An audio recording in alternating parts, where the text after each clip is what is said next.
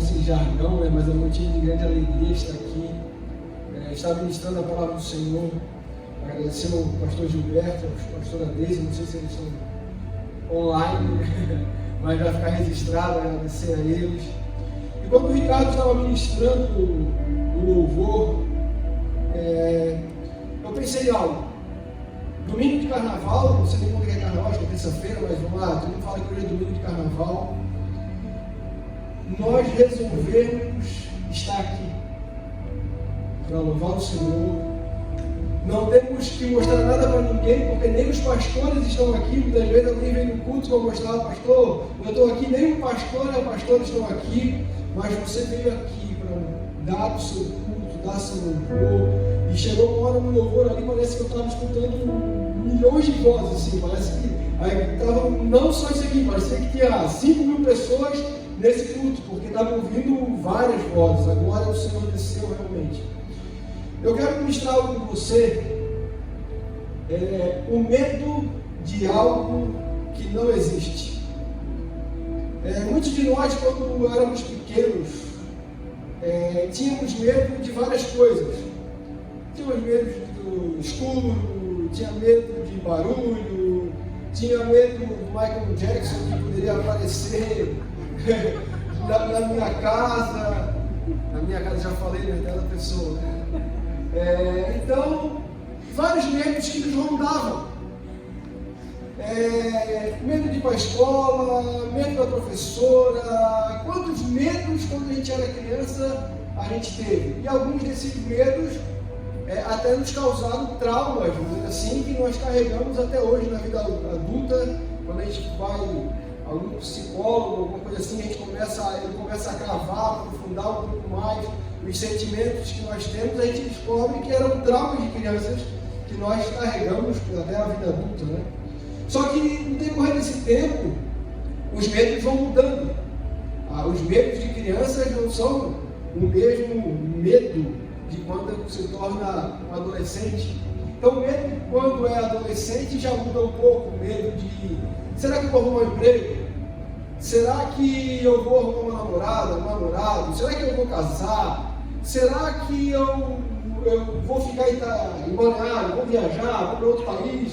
O que vai acontecer? Então, os medos vão mudando, as preocupações vão mudando. Quando a gente é adulto, a preocupação e o medo já são outros. Sim ou não? E a gente acha que vai ficando adulto, parece que as coisas vão aliviando, mas até então, até um ano atrás, a minha preocupação e o meu medo, vamos dizer assim, era só, vamos dizer, família. Era eu, a Janaia, as filhas, enfim, mãe, pai, e todos eles. E agora Deus agregou o Natan. Então, mais uma preocupação com o Natan. Daqui a pouco, aí vocês falam amém, bem forte. Daqui a pouco é com os netos. Não, mais forte. Daqui a pouco é com os netos. Isso, libera. Daqui a pouco é com os netos.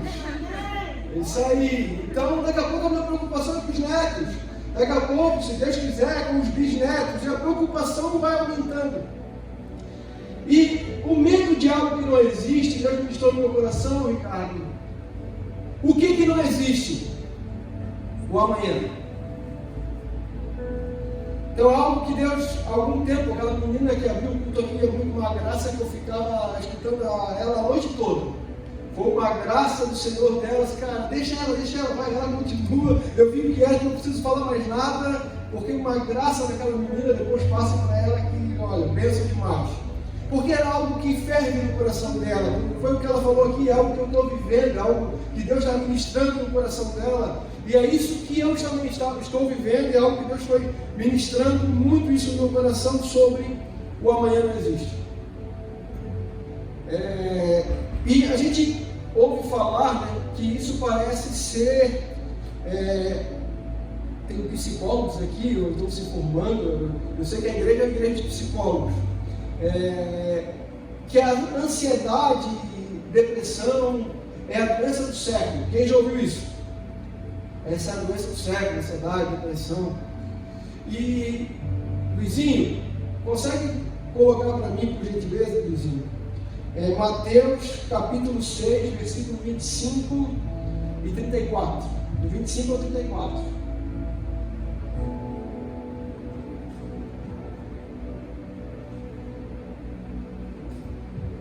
Vamos lá.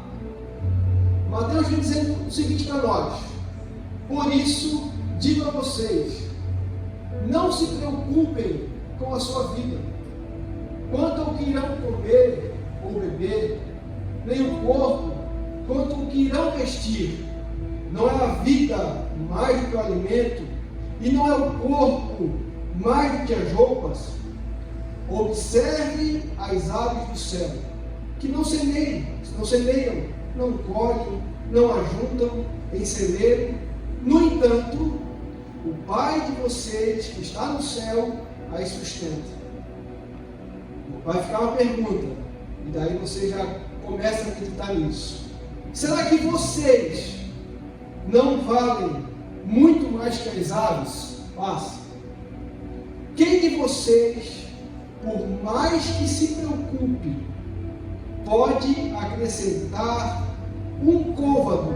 Um côvado é 45 centímetros, quer dizer, você não consegue acrescentar meio metro ao curso da sua vida. Vamos lá, passa. E por que se preocupam com o que vão vestir? Observe como crescem os lírios do campo. Eles não trabalham nem fiam. Eu, porém, afirmo a vocês que nem Salomão, em toda a sua glória, se vestiu como qualquer um deles. Ora, se Deus veste assim a erva do campo, que hoje existe e amanhã é lançada no forno, não fará muito mais por vocês? Homem de pequena fé. Pode deixar ali, Luizinho. Homem de pequena fé. Pequena fé, para algum parece aqui, não está falando que não tem fé.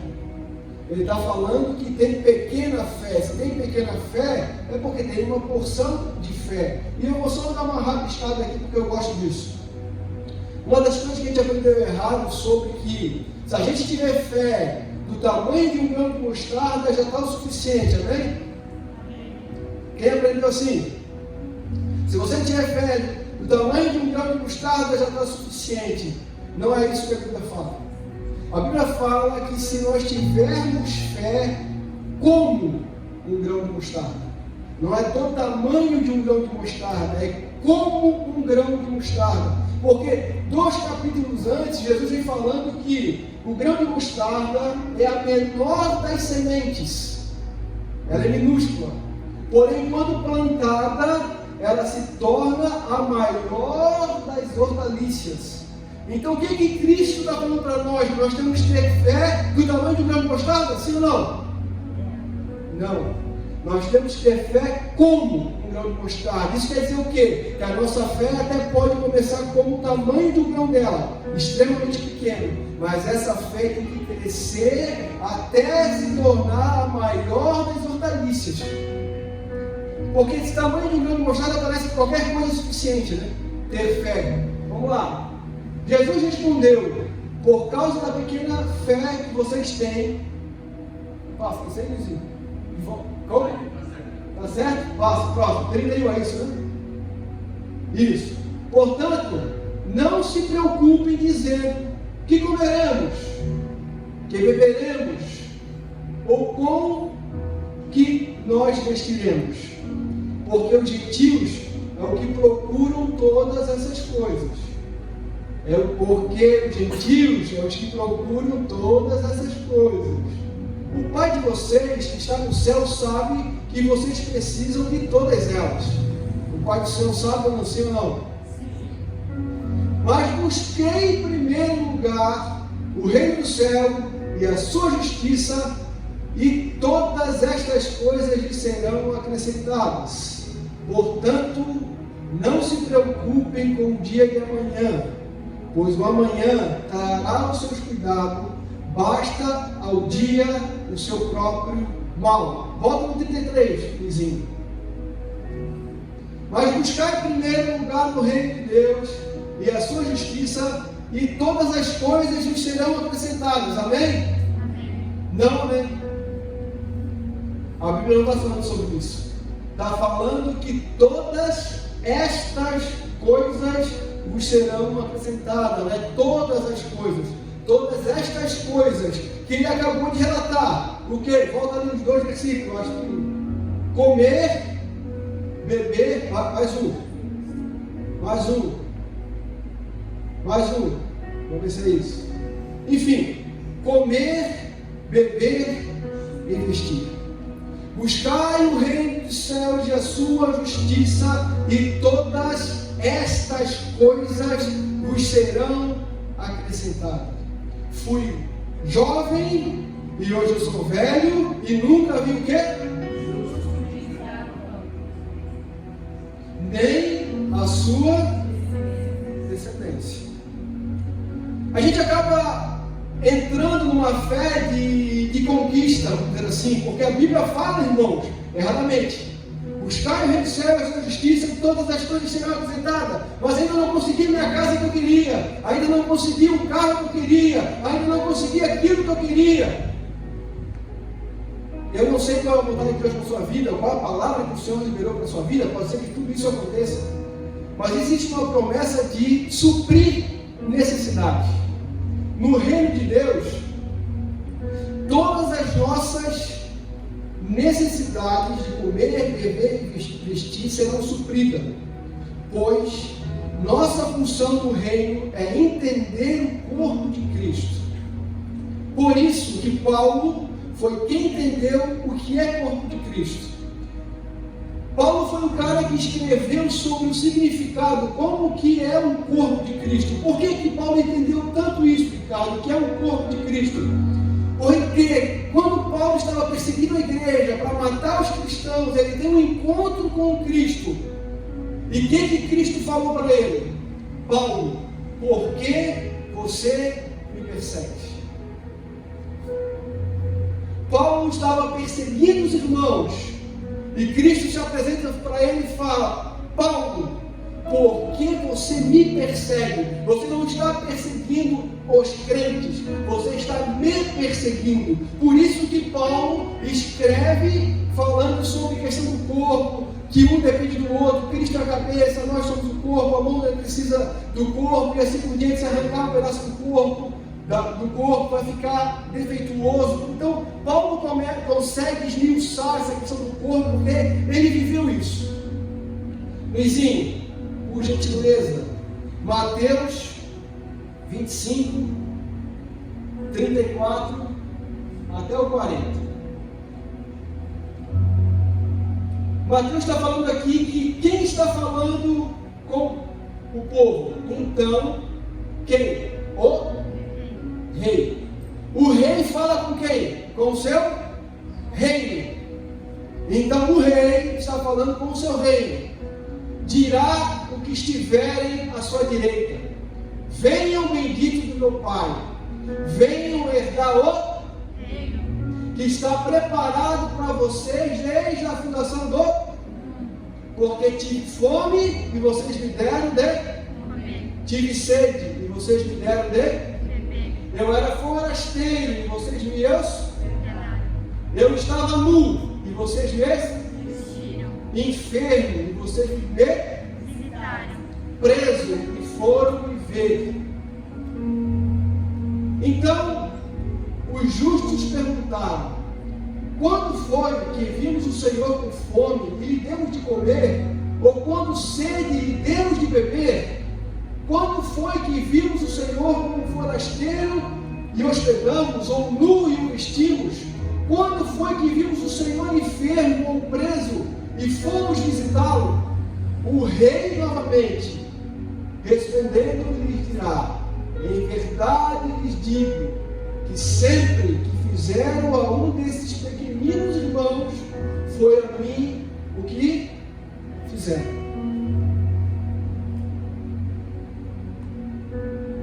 A gente, pegando essas duas passagens, Mateus vem deixando muito claro por que tem muitas pessoas entre nós que ainda passam fome, necessidade, ainda têm sede, ainda estão presos.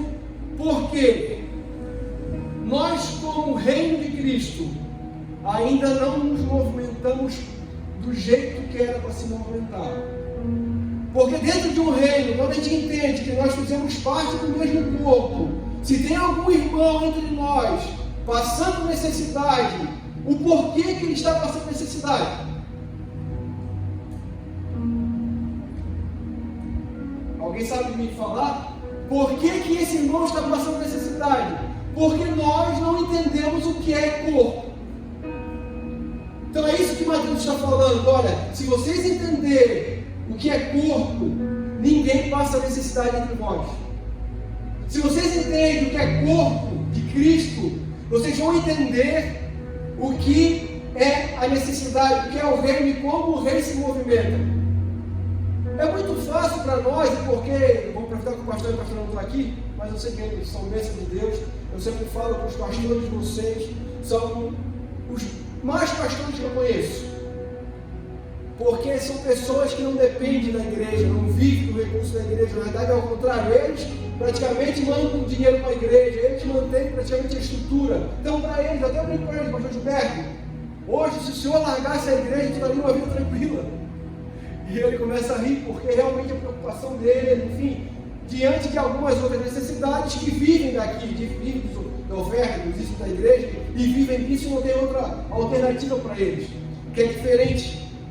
Quando Paulo fala em Coríntios, isso quem fala, Ricardo já ouviu falar milhões de vezes, o pastor Luiz Hermínio fala sobre isso, que por não discernir o que é o corpo, nós aprendemos errado, porque a gente acha que o corpo é quando a gente pega o pão e vamos participar. Por não discernir o que é o corpo de Cristo, por vocês não saberem o que é o corpo de Cristo, por isso que há entre vós muitos doentes. Como? Como? E que dormem. Enfermos, doentes e que dormem. Por quê? Porque eles não entenderam o que é o corpo. Então, por nós não entendermos o que é o corpo, não entendermos o que é o reino, nós, com a nossa falta de responsabilidade com o reino, nós estamos gerando muitas vezes ansiedade no corpo.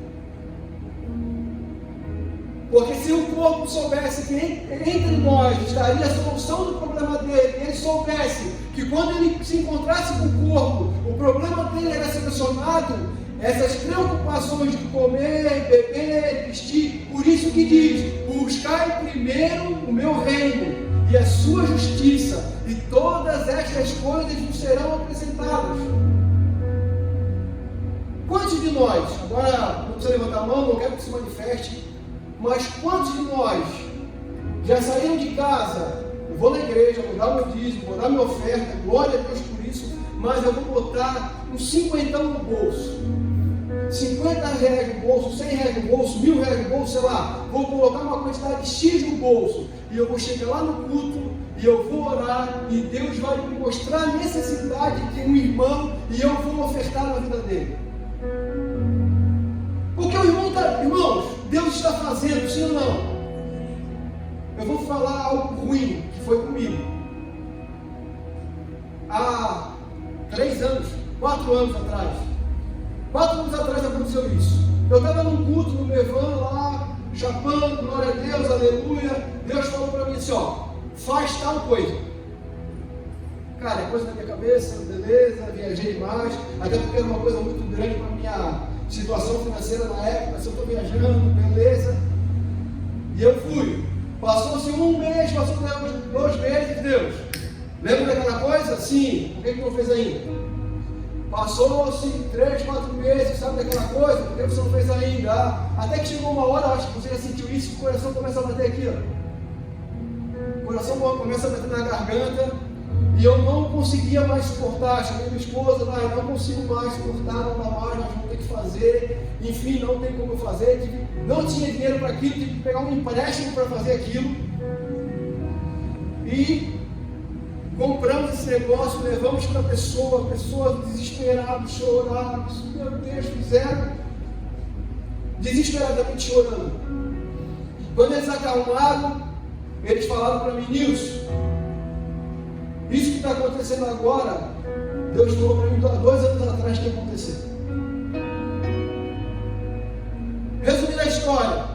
Eles ficaram 2 anos ansiosos, esperando algo que o Senhor tinha falado para eles que iria acontecer. E eles falaram assim: e outra, essa semana que passou, foi quando o coração começou a bater aqui. Essa semana que passou, o Senhor falou para mim que está perto e vai acontecer.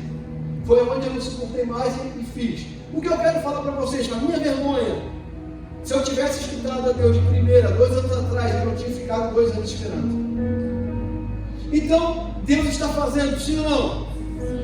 Sim ou não? Sim. É só nós que não estamos ouvindo. Deus está fazendo, o seu reino está em movimento. O problema é que eu e você não estamos mais ouvindo, não estamos mais dando liberdade ao Espírito Santo de Deus. O que é ser cheio do Espírito Santo de Deus, irmãos? Ser cheio do Espírito Santo de Deus não é um movimento. Eu vim aqui sapatear, rodar, fazer o que for, legal, amém, glória a Deus, não estou criticando isso. Mas para nós, ser cheio do Espírito Santo é fazer os movimentos pentecostais, enfim, glória a Deus por isso. Porque já fui de uma igreja pentecostal e gosto do movimento.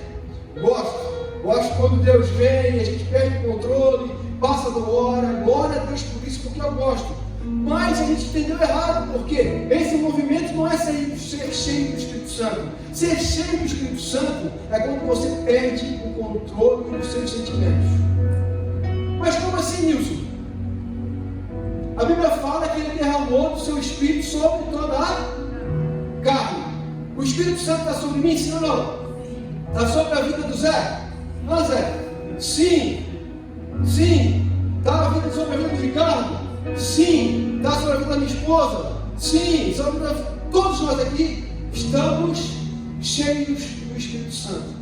Não existe uma porção diferenciada do Espírito Santo sobre um, porque aquela tem mais, eu tenho menos, aquela tem mais, aquela tem menos. A diferença está o quanto que essa pessoa dá liberdade para ouvir a voz do Espírito Santo. Quantos de vocês aqui, não quero que levante a mão de novo, pediram, e eu vou fazer um desafio com vocês: Senhor, eu quero ouvir a tua voz, me dá sensibilidade para ouvir a tua voz. Alguém já fez essa oração? Não precisa levantar a mão. Eu já fiz essa oração e comigo foi batata. Irmão, eu esqueci o nome dele. O Léo, isso aí. O irmão Léo, eu fiz e comigo, cara, batata. Quando eu pedi sensibilidade para o Espírito Santo, uma das coisas que me aconteceu é eu começar a ouvir o Espírito Santo para ajudar alguém. Algumas vezes aconteceu, porque eu estou aqui liberando, vou até ler a palavra certa, né? Nós temos um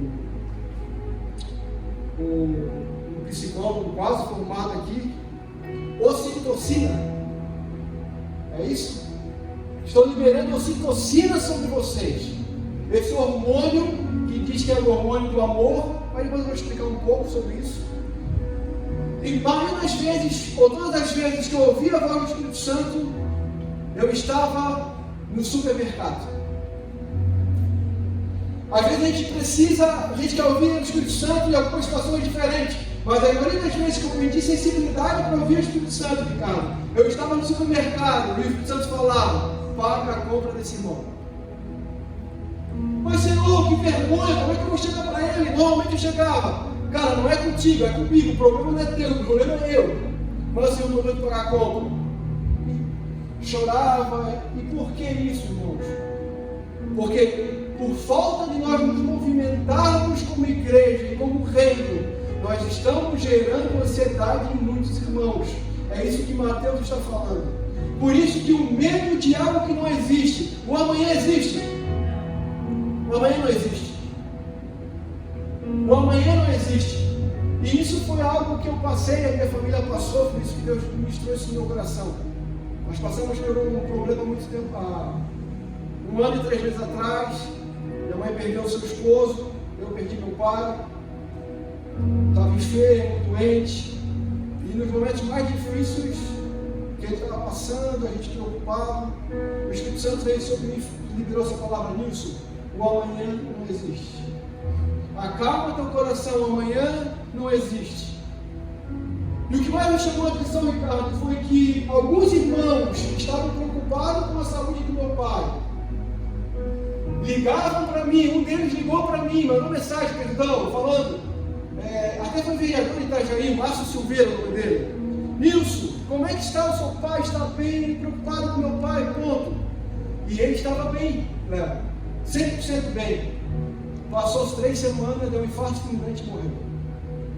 Ele preocupado com meu pai que estava doente. Pela lógica, era meu pai ir embora, não ele. Ele foi primeiro com meu pai. Um outro irmão, pai dos amigos meus, mesma coisa, ia lá, levava chá para o meu pai, procurava ele, cuidava, enfim, preocupadão com meu pai, com tudo, com a vida dele. Foi primeiro com meu pai. Então, 2 pessoas próximas, preocupadas com meu pai, foram primeiro que ele. Então, nesse momento, a Bíblia fala, por isso que Mateus fala, quem de vocês aqui, quem de vocês aqui, levanta o braço por favor, consegue acrescentar um côvado nos dias das nossas vidas? Quem daqui consegue acrescentar um côvado nos dias das suas vidas? Então, por que andeis ansiosos? Por que andeis preocupados com o dia de amanhã? Nós não temos estrutura, Léo, Zé, nós não temos estrutura físicas, psicológicas, para nós nos preocupar com o dia da manhã. E por isso que a gente falou que é a doença desse século. Só que Mateus já vem escrevendo isso há 2000 anos atrás. Olha, não foi escrito agora. Não andei quietos, quero vestir, quero comer. Ele não escreveu isso em 2024, 2025. Ele escreveu há 2000 anos atrás que as preocupações eram totalmente menores que a de hoje. Antes da Revolução Industrial, qual era a preocupação do povo? Cara, o casamento era arranjado. Não precisava ficar igual o Vini e a Thalia ali que vão casar, preocupado com quem ia casar. Será que esse é de Deus? Será que aquilo é de Deus ou não é? Será que aquilo é de Deus ou não é? Os casamentos eram arranjados. Os empregos eram, consequentemente, meu pai era agricultor, eu sou agricultor. Não tinha preocupação com o emprego. E hoje, as nossas preocupações são maiores, sim ou não? Se Mateus aqui, a gente fosse atualizar isso que Mateus falou, ele poderia falar assim: não andeis preocupados com a faculdade que vão fazer.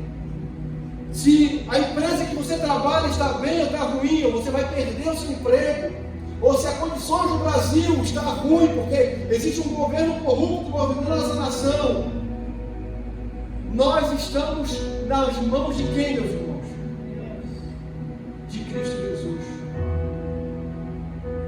Então é isso que eu quero trazer para vocês essa noite. O amanhã, se vocês só decorar isso, o amanhã não existe. Porque quando chegar o amanhã vai ser hoje. E a maioria de nós dormimos preocupados, ansiosos. Será que nós vamos... o que vai ser amanhã? Como é que vai acontecer amanhã? E a maioria das coisas, Natan, que está estudando para isso, está quase se formando. A maioria das coisas que nós se preocupamos com amanhã, quando chega amanhã não acontece. E muitas das coisas, Luizinho, me ajuda, Jeremias, capítulo 17, versículo 5 ao 8. Assim diz quem? Assim diz o Nilson, é isso? Assim diz o pastor Gilberto, é isso? Assim diz a pastora Deide, não? Assim diz o Ricardo, que está no louvor, que é um homem abençoado. Assim diz quem? O Senhor. Maldito aquele que confia no ser humano. Outras traduções diz: maldito o homem que confia no homem. Cadê isso? Obrigado.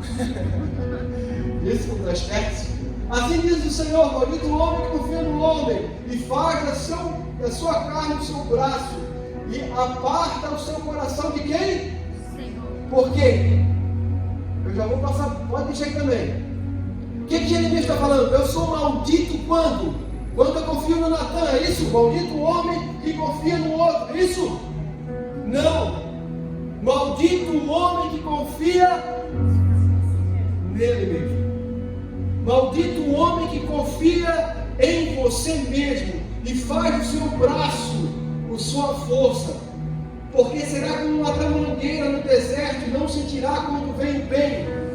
Antes morará nos lugares secos do deserto, na terra salgada e inabitáveis.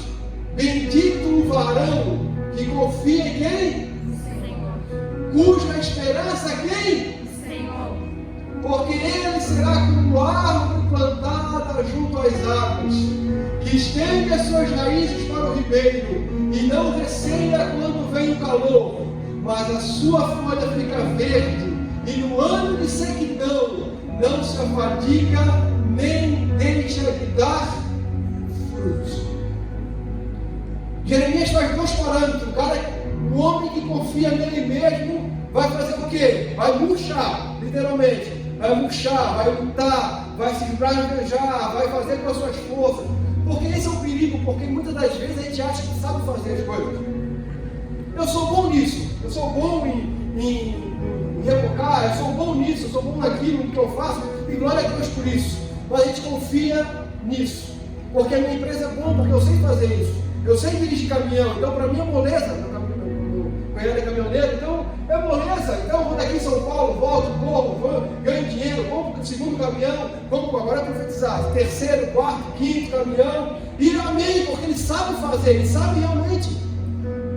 Mas Jeremias está nos falando do quê? Com um alerta, você sabe fazer, legal, mas você é maldito, porque você confia na sua força, na força do seu braço, na força da sua capacidade. Você quer ser bendito, você quer ser bem-aventurado, então confia em quem? No Senhor. Vamos lá que o tempo está acabando. Aqueles que não prestam atenção no que causou o problema ontem, corre o risco de acabar com o mesmo problema amanhã. Então, existe uma programação saudável que nós precisamos fazer, sim ou não?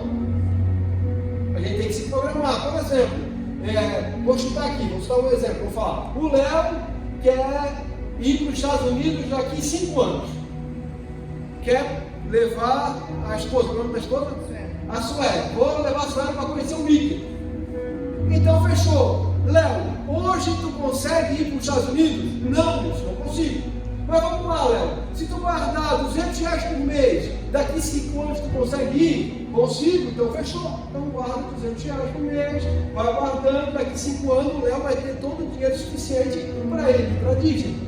Então não estou aqui falando para você que você precisa se programar para isso. Até porque a Bíblia fala aqui, ó, Lucas 14, e eu estou indo para o fim.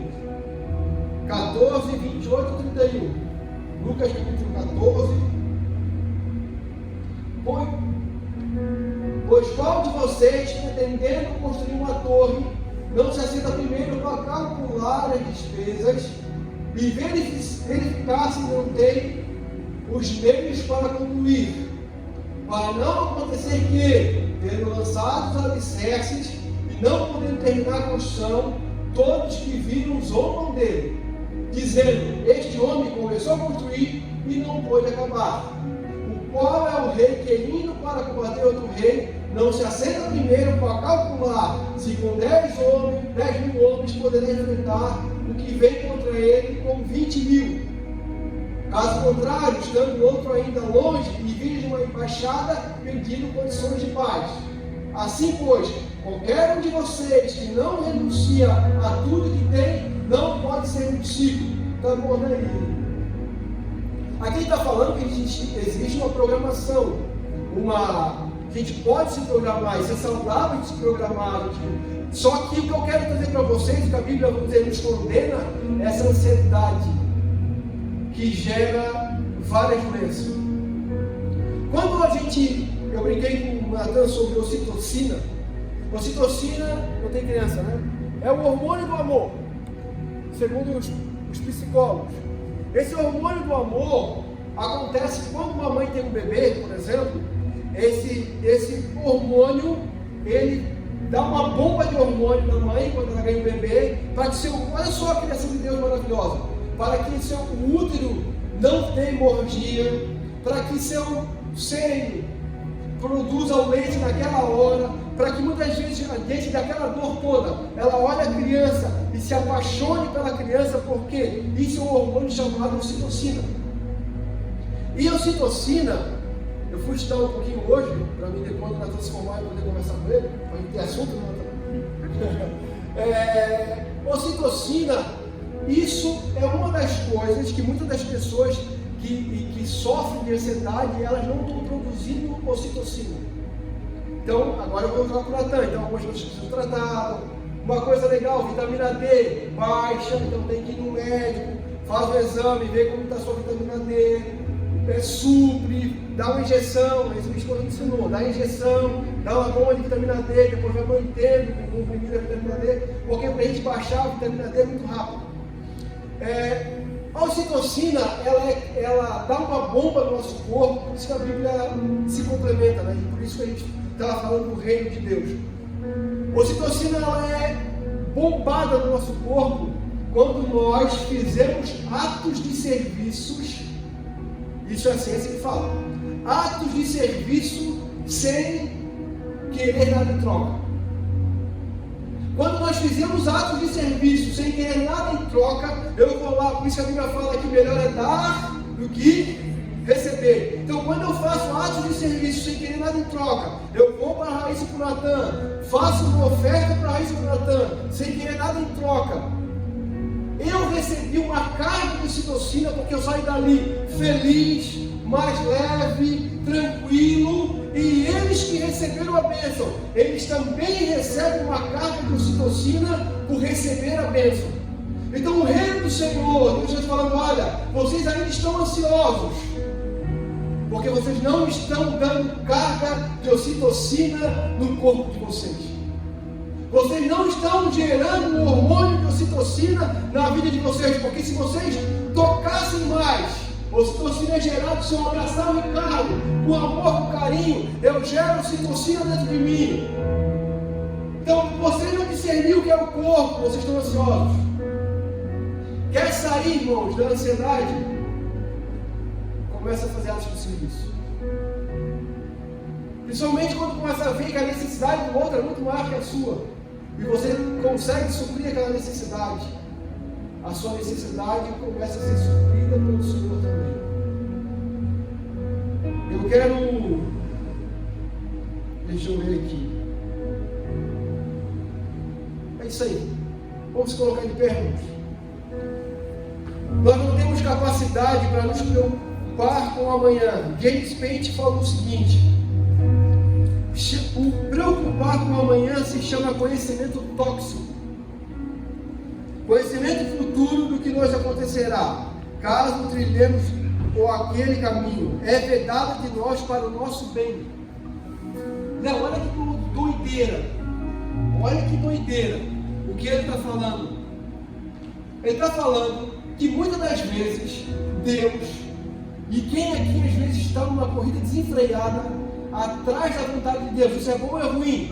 É legal, eu quero saber a vontade de Deus. Quem não quer? Quem não quer saber a vontade de Deus para amanhã, daqui 10 anos, se Deus tivesse um filme, ó, nisso, vai ser assim, assim, assim. Glória a Deus, amém, Senhor. Mas muitas das vezes, na verdade, todas as vezes, Deus não mostra o nosso futuro para nós, porque nós não temos capacidade de lidar com o futuro. Muitas das vezes Ele não nos mostra, porque nós não... Se chama isso, James Pate fala que isso é um conhecimento tóxico. Porque isso pode gerar ansiedade entre nós. Escolhas imprudentes podem trazer consequências ruins, mas quando não há quebra de preceito, não há razão para julgar que haja juízo da parte de Deus. Isso aqui é importante para saber. Se Deus nos responsabilizássemos por não cumprir uma vontade escondida de nós,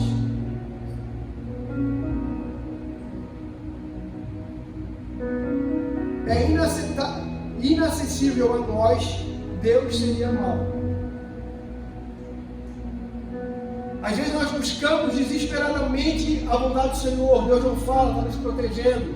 E às vezes nós nos paralisamos. Nilson, qual é o próximo passo? Se está dentro do preceito cristão, está dentro do certo, está dentro daquilo que você pode fazer, está no seu alcance, você não vai degrenir a imagem do Senhor, você não vai escandalizar o irmão nenhum, faça. Porque Deus espera de nós maturidade. Isso é uma coisa que eu tenho ouvido do Senhor há muito tempo, porque eu tinha corrido muitas vezes atrás dessa resposta do Senhor. E Deus tem falado assim, olha, o que eu espero de ti é maturidade. Um exemplo, uma vez a Raíssa tinha uns 18 anos, uns 13, 17, a Alice era menor. E a Alice não toca, não pega, não faz, não, Alice, não toca, Alice não faz isso, Alice não faz aquilo, Alice não faz aquilo. O Espírito Santo falou para mim o seguinte, você viu a quantidade de não que você fala para a Alice? Eu disse, sim. Para a Raíssa, você fala a mesma quantidade de não? Eu disse, não. Por que não? Porque a Raíssa já é mais madura, eu não preciso falar para a Raíssa, não coloca o dedo na tomada. A Raíssa já sabe que não pode colocar o dedo na tomada. Glória a Deus por isso. Então, o não de Deus na nossa vida, mesmo que Ele fale não para nós, é o que eu estava falando para a Alice, se você ainda recebe muito não de Deus, é porque você ainda não tem maturidade suficiente para receber o sim.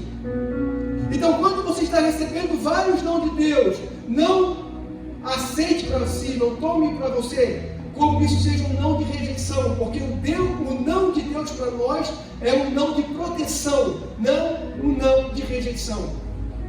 Então, se Deus tem falado alguns não para você, não ache que Ele é mal com você, porque na realidade Ele está te protegendo.